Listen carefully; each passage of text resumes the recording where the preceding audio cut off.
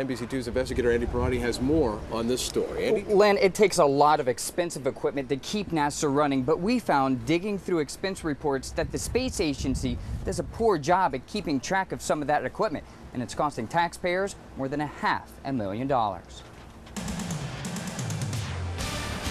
And the final liftoff of Discovery. From liftoff, the nose of the shuttle being rotated down toward the flight deck, to touchdown, the parachute being deployed. NASA knows exactly where its shuttles and rockets are located. But when it comes to tracking equipment at Kennedy Space Center, not so much. A 2-month NBC2 investigation uncovered NASA's lost more than $650,000 worth of computers, cameras, telescopes, and other equipment over the past 3 years. Equipment you paid for. Joe Gordon is in charge of keeping track of NASA's equipment. We're trying to deal with this issue right now and do it right.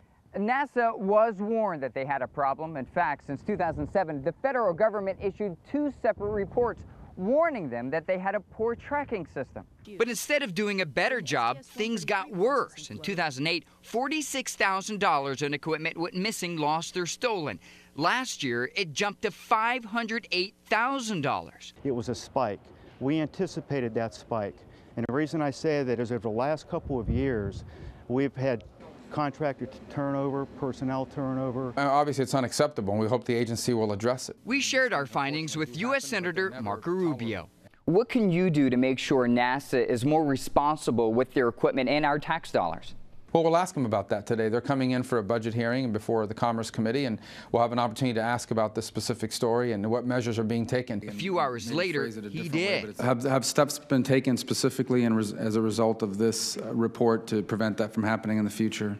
I'd have to take that for the record and get you specific steps that are being taken across the agency, but we take it very seriously, and we are starting to implement different efforts to, as I mentioned, to reduce that number towards 0.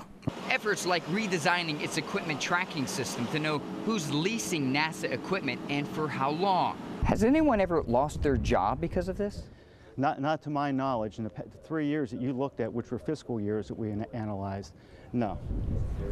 Should someone have lost their job? I mean, this is a lot of money. It is a lot of money, and it's a good question. Good question or not, no one has yet been held responsible for the taxpayer-funded equipment NASA can't seem to find. Now, since our interview, NASA has recovered about $200,000 in lost equipment, and this is not an issue solely for the Kennedy Space Center. A 2009 federal report found 4 other space centers having this very same issue, but just as our report shows, it's not getting any better. Count on us to keep following this story.